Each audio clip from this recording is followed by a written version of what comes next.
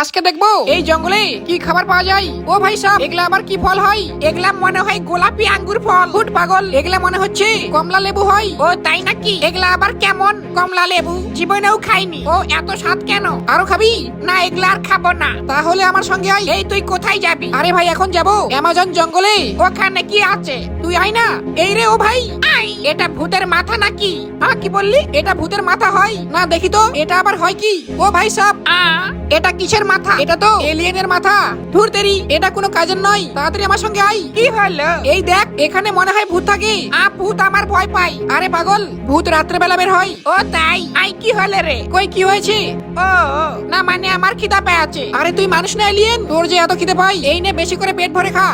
এগুলা আবার কি রে? আরে গাধা, এগুলা হচ্ছে প্রোটিন খাবার। ও তাই নাকি?